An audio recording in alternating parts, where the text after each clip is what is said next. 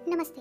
आज की कहानी है दुनिया का सबसे अनमोल रत्न। लेखक प्रेमचंद जी की लिखी यह पहली लघु कथा है और इसका रचनाकाल 1907 जब भारत देश परतंत्र था, अंग्रेजों के अधीन था। 1907 में यह उर्दू की पत्रिका जमाना में छपी थी। फिर लेखक ने कहानी संग्रह में इसे संकलित किया और उस कहानी संग्रह का नाम था सोज़े वतन, जो जून 1908 में प्रकाशित हुआ था। लेकिन ब्रिटिश सरकार ने इसको जब्त कर लिया और यह कहानी संग्रह नवाब राय के नाम से लिखा गया था। तो नवाब राय की खोज हुई और पता चला कि नवाब राय ही धनपत राय हैं। धनपत राय जो कि एक सरकारी नौकर हैं। ये सरकारी नौकरी करते थे प्रेमचंद जी और धनपत राय के नाम से करते थे। फिर इन्हें मजिस्ट्रेट के सामने लाया गया, वहाँ पूछताछ की गई और फिर चेतावनी दी गई कि जो भी आप लिखेंगे अब से उसे सरकार की अनुमति के बाद ही छापा जाएगा। अब प्रेमचंद जी ने प्रेमचंद के नाम से जो पहली कहानी लिखी थी, बड़े घर की बेटी, उस कहानी का शीर्षक था। उस कहानी को भी आप मेरे चैनल पर सुन सकते हैं। अब यह कहानी दुनिया का सबसे अनमोल रत्न, उनके कहानी संग्रह जो सोज़े वतन के नाम से ही 1961 में प्रकाशित किया गया। 1961 जब देश आज़ाद था तो उस कहानी संग्रह में इसे रखा गया था। उसके बाद इस कहानी को अमृत राय जी ने जो एक कहानी संग्रह संपादित किया था उसमें शामिल किया गया था और 1962 में उसका प्रकाशन हुआ था। इस कहानी संग्रह का नाम था गुप्तधन 1। और अब जो कहानी हम पढ़ने जा रहे हैं उसका कथानक बहुत कुछ अरेबियन नाइट्स की कहानी जैसा है। कहानी में एक देशभक्त के खून को दुनिया का सबसे अनमोल रत्न बताया गया है और इसका मुख्य उद्देश्य कहानी के माध्यम से परतंत्र भारत देश के निवासियों में देशभक्ति को जगाना था। अब आइए कहानी के मुख्य पात्र कौन कौन हैं इसके बारे में जानते हैं। दिलफिकार और दिलफरेब, ये दो मुख्य पात्र हैं। एक जो दिलफिकार है वह नायक की भूमिका में है, जो दुखी है, आशिक है, घायल दिल वाला। अगर हम उर्दू के शाब्दिक अर्थों में इसका अर्थ देखें तो दिलफिकार का अर्थ होता है घायल दिल वाला और दिलफरेब या दिलफरेब ये दिल को फरेब देने वाले। तो दिल को फरेब देने वाला यहाँ कौन है? इस कहानी की नायिका है और एक सुंदर नायिका जिस पर दिलफिकार का दिल आ गया है और वह उसको बिल्कुल भाव नहीं देती। और किस तरह से दिलफिकार उसकी शर्तों को पूरी करता है और उसके दिल को जीतता है, यह इस कहानी में देखने को मिलेगा। कहानी शुरू करते हैं। लेखक प्रेमचंद, वाचन और प्रस्तुति अल्पना वर्मा। दिलफिकार एक कटीले पेड़ के नीचे दामन चाक किए हुए बैठा, खून के आंसू बहा रहा था। बहुत दुखी था किसी ऐसे कष्ट से जो उसे सहा नहीं जा रहा था। वह सौंदर्य की देवी, सौंदर्य की मलका, दिलफरेब का सच्चा और जान देने वाला प्रेमी था। उन प्रेमियों में नहीं जो इत्र फिलहाल में बसकर और शानदार कपड़ों से सजकर आशिक के वेश में माशूकियत का दम भरते हैं, बल्कि उन सीधे साधे भोले भाले फिदाइयों में जो जंगल और पहाड़ों से सर टकराते हैं और फरियाद मचाते फिरते हैं। दिलफरेब ने उससे कहा था कि अगर तू मेरा सच्चा प्रेमी है तो जा और दुनिया की सबसे अनमोल चीज लेकर मेरे दरबार में आ, तब मैं तुझे अपनी गुलामी में कबूल करूंगी। अगर तुझे वह चीज ना मिले तो खबरदार इधर रुख न करना, वरना सूली पर खिंचवा दूंगी। दिलफिकार को अपनी भावनाओं के प्रदर्शन का, शिकवे शिकायत का, प्रेमिका के सौंदर्य दर्शन का तनिक भी अवसर ना दिया गया। दिलफरेब ने ज्यों ही यह फैसला सुनाया, उसके चौबदारों ने, यानी जो उसके नौकर हैं, चौब कहते हैं डंडे को, मोटे मोटे जो डंडे लठ लेके खड़े होते हैं नौकर, तो चौबदारों ने गरीब दिलफिकार को धक्के देकर बाहर निकाल दिया। और आज 3 दिन से यह आफत का मारा आदमी उसी कंटीले पेड़ के नीचे, उसी भयानक मैदान में बैठा हुआ सोच रहा है कि क्या करूं, दुनिया की सबसे अनमोल चीज मुझको मिलेगी? नामुमकिन। और वह है क्या? कारों का खजाना है या आबे हयात है? खुसरो का ताज है या जामेजम तख्ते ताउस, परवेज की दौलत? नहीं, ये चीजें हरगिज नहीं। दुनिया में जरूर इनसे भी महंगी और इनसे भी अनमोल चीजें मौजूद हैं, मगर क्या है वे, कहाँ हैं, कैसे मिलेंगी? या खुदा, मेरी मुश्किल क्यों कर आसान होगी। दिलफिकार इन ख्यालों में चक्कर खा रहा था और अक्ल कुछ काम नहीं कर रही थी। मुनीर शामी को हातिम सा मददगार मिल गया। ऐ काश कोई मेरा भी मददगार हो जाता। ऐ काश मुझे भी उस चीज का जो दुनिया की सबसे बेशकीमत यानी अनमोल चीज है नाम बदला दिया जाता। भला से वह चीज ना हाथ आती, परंतु इतना तो पता चल जाता कि वह किस किस्म की चीज है। मैं घड़े के बराबर का मोती खोज सकता हूँ, उसकी खोज में जा सकता हूँ। समुंदर का गीत, पत्थर का दिल, मौत की आवाज और इनसे भी ज्यादा बेनिशान चीजों की तलाश में कमर कस सकता हूँ, मगर दुनिया की सबसे अनमोल चीज यह मेरी कल्पना की उड़ान से बहुत ऊपर है। आसमान पर तारे निकल आए थे, रात हो गई थी। दिलफिकार यकायक खुदा का नाम लेकर उठा और एक तरफ को चल खड़ा हुआ। भूखा प्यासा नंगे बदन थकन से चूर वह बरसों वीरानों और आबादियों की खाक छानता फिरा। खाक छानना धूल छानना, तलवे कांटों से छलनी हो गए, शरीर में हड्डियां ही हड्डियां दिखाई देने लगी, मगर वह चीज जो दुनिया की सबसे बेशकीमत चीज थी ना मिली और ना उसका कुछ निशान मिला। एक रोज वह भूलता भटकता एक मैदान में जा निकला जहां हजारों आदमी गोल बांधे खड़े थे। बीच में कई अमामे और चोगे वाले गड़ियल काजी अफसरी शान में बैठे हुए आपस में कुछ सलाह मशविरा कर रहे थे और इस जमात से जरा दूर पर एक सूली खड़ी थी, सूली जिस पर फांसी दी जाती है। दिलफिकार कुछ तो कमजोरी की वजह से, कुछ यहाँ की कैफियत देखने के इरादे से ठिठक गया, रुक गया।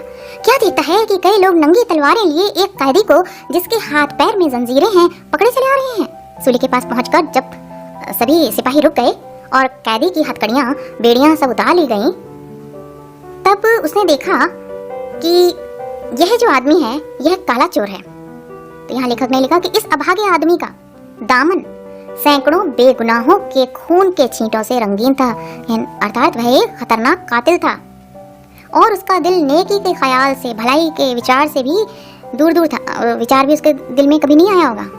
उसका दिल नेकी के ख्याल और रहम की आवाज से जरा भी परिचित नहीं था। लोग उसे काला चोर कहते हैं। सिपाहियों ने उसे सूली के तख्ते पर खड़ा कर दिया और मौत की फांसी उसकी गर्दन में डाल दी।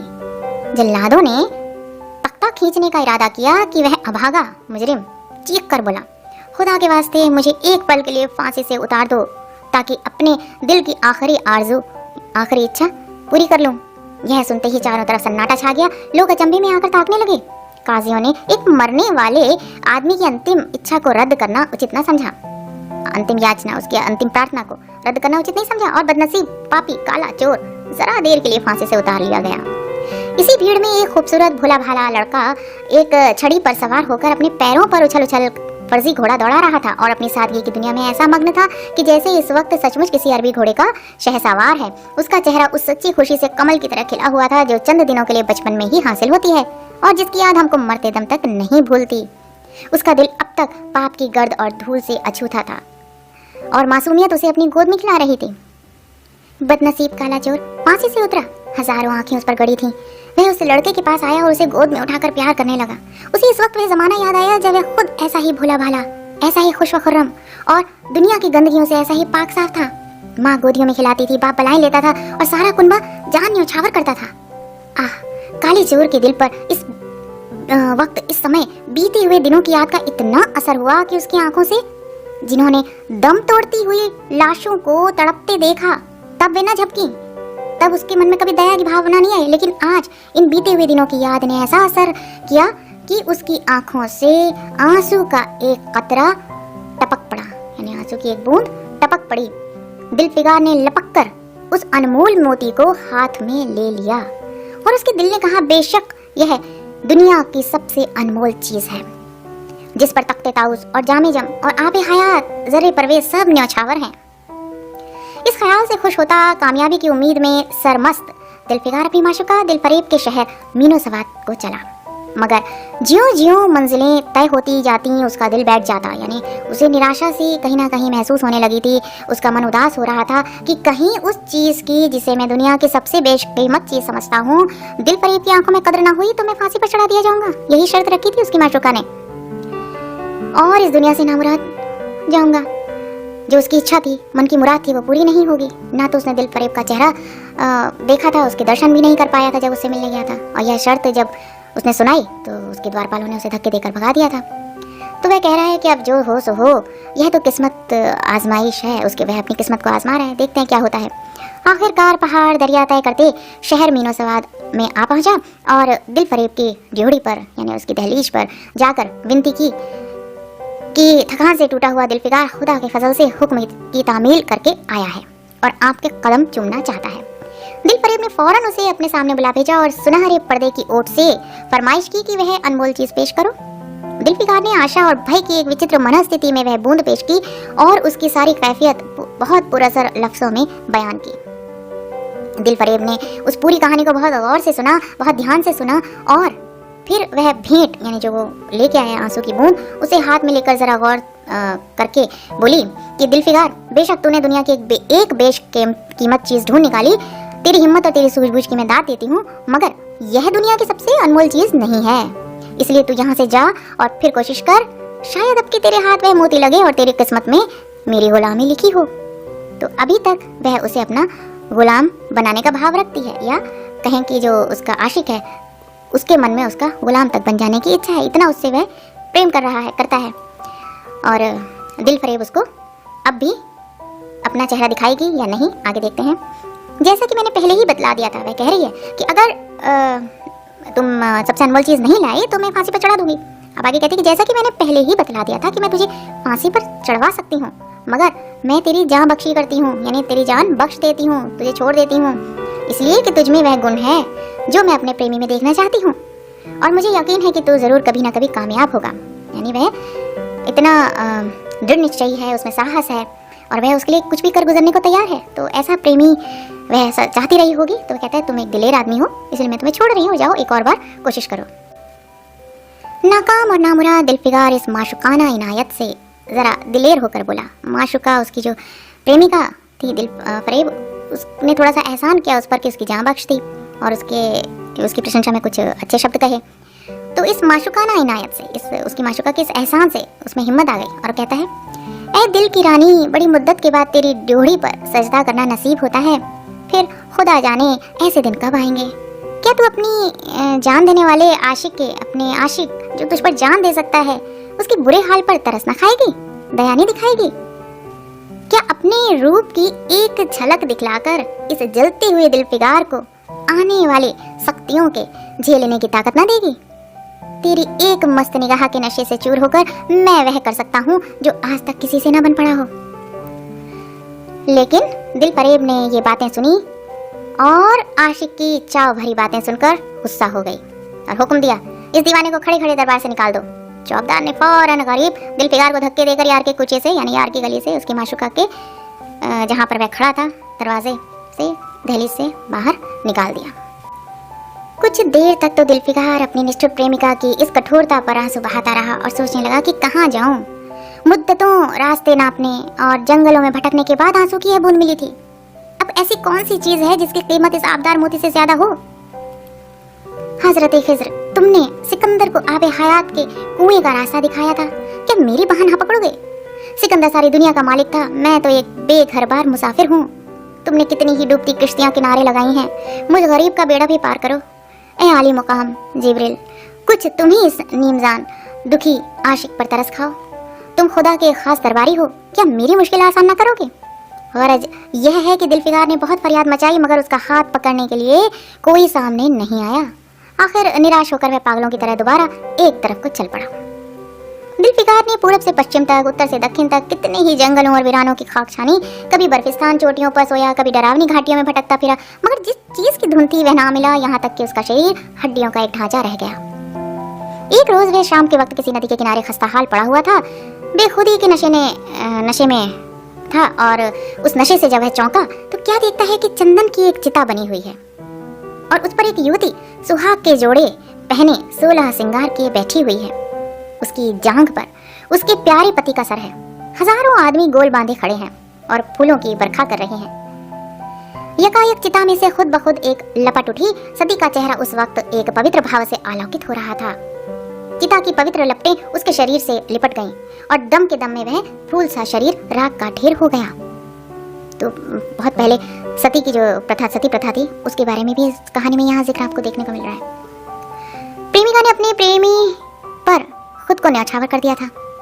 यह दृश्य उसने देखा कि एक पत्नी ने अपने पति को, जिसे वह बहुत प्यार करती है, उस पर न्यौछावर कर दिया और दो प्रेमियों के सच्चे पवित्र अमर प्रेम की अंतिम लीला आंखों से ओझल हो गई। सब लोग जब अपने घरों को लौटे तो दिलफिगार चुपके से उठा और अपने चाक दामन कुर्ते में यह राख का ढेर समेट लिया और इस मुट्ठी भर राख को दुनिया की सबसे अनमोल चीज समझता हुआ सफलता के नशे में चूर यार के कूचे, यार की गली की तरफ निकल पड़ा। अब कि ज्यों-ज्यों वह मंजिल के करीब आता था उसकी हिम्मतें बढ़ती जाती। कोई उसके दिल में बैठा हुआ कह रहा था, अब की तेरी जीत है, और इस ख्याल से उसके दिल में तरह तरह के सपने, वह सपने देखने लगा तरह तरह के, और ऐसे सपने देखने लगा। लेखक कहते हैं उनकी चर्चा यहाँ बेकार है।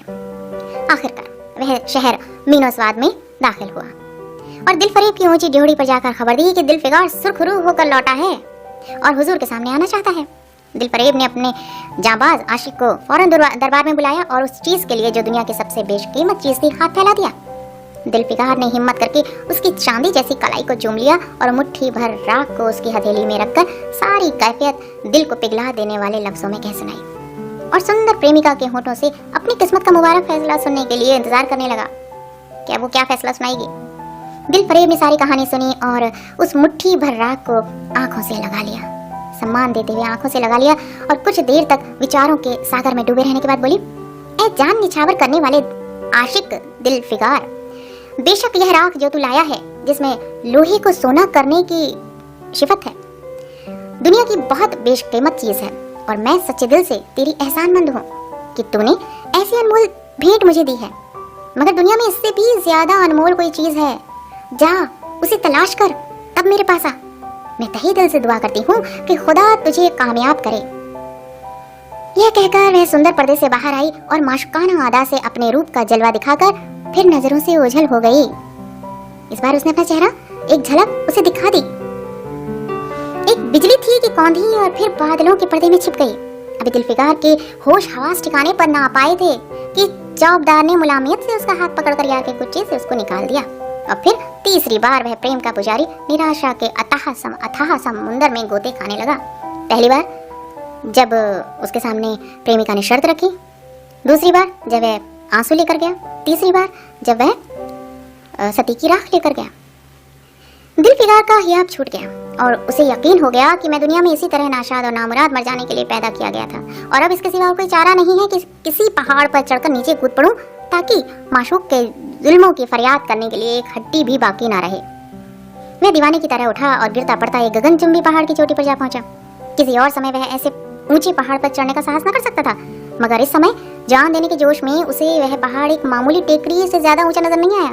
करीब था कि वह नीचे कूद पड़े, बस कूदने ही वाला था कि हरे हरे कपड़े पहने हुए और हरा अमामा बांधे एक बुजुर्ग एक हाथ में तस्बीह और दूसरे हाथ में लाठी लिए बरामद हुए और हिम्मत बढ़ाने वाले स्वर में बोले, दिलफिगार, नादान दिलफिगार, यह क्या पुस्तिलों जैसी हरकत है?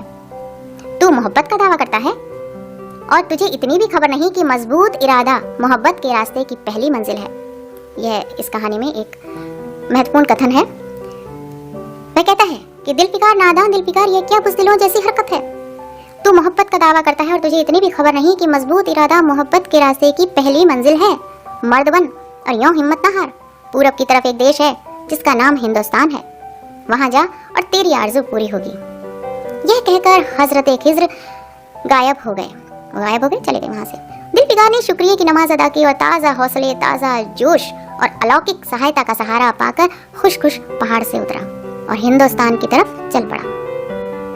मुद्दतों तक कांटों से भरे हुए जंगलों, आग बरसाने वाले रेगिस्तानों, कठिन घाटियों और अलंघ्य पर्वतों को तय करने के बाद दिलफिगार हिंद की पाक सरजमीन में दाखिल हुआ, यानी भारत की पवित्र भूमि पर उसने कदम रखे और एक ठंडे पानी के सोते में सफर की तकलीफें धोकर थकान के मारे नदी के किनारे लेट गया।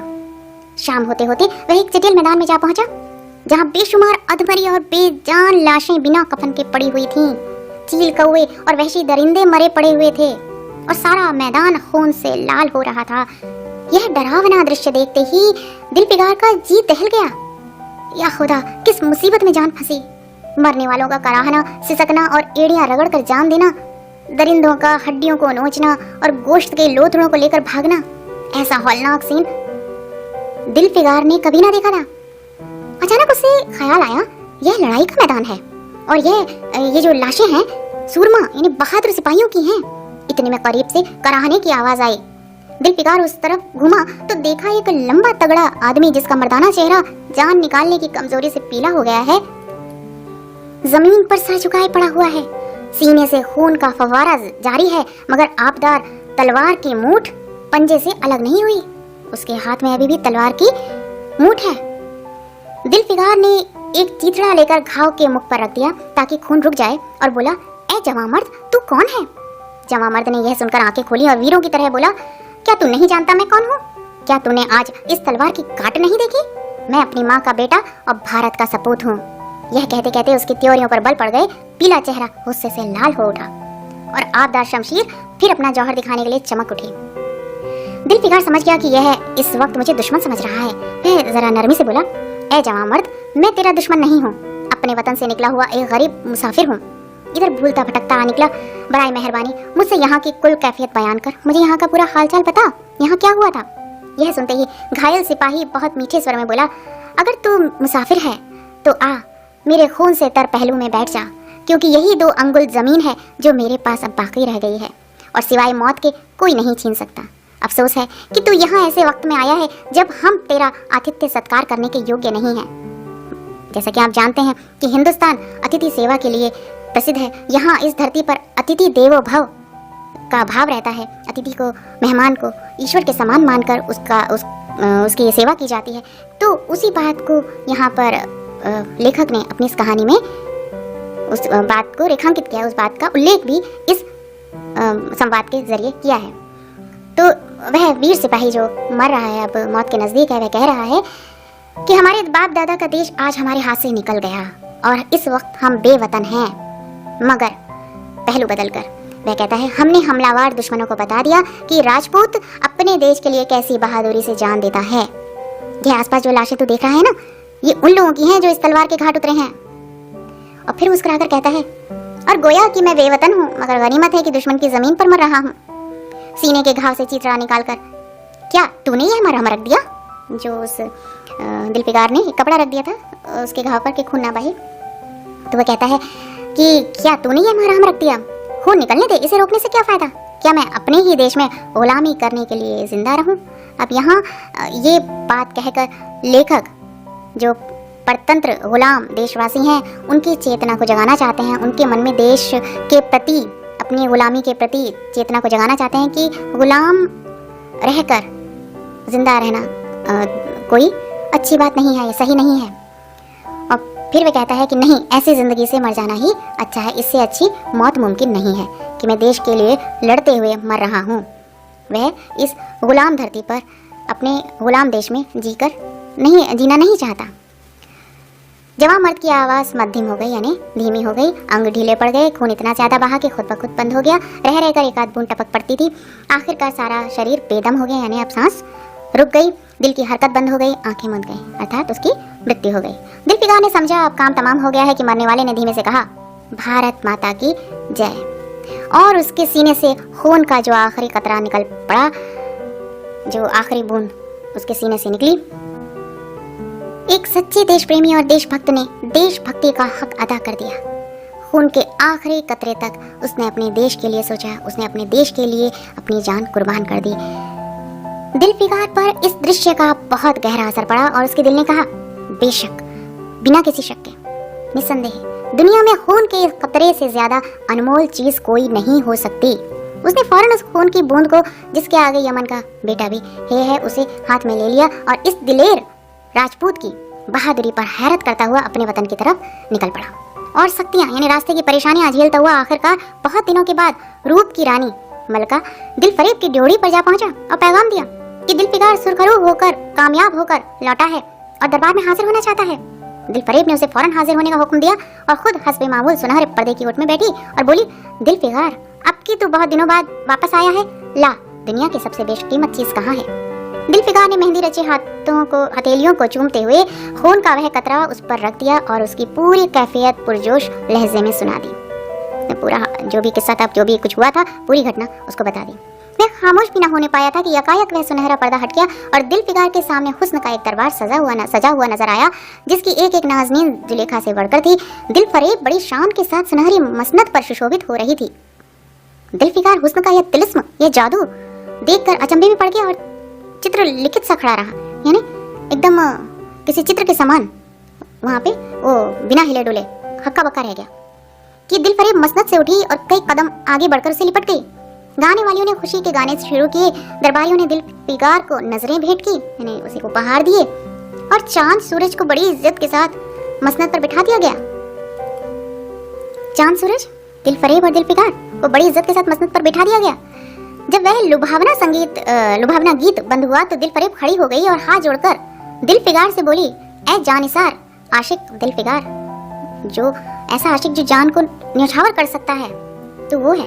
मेरी दुआएं बराई और खुदा ने मेरी सुन ली और तुझे कामयाब सुरखरू किया।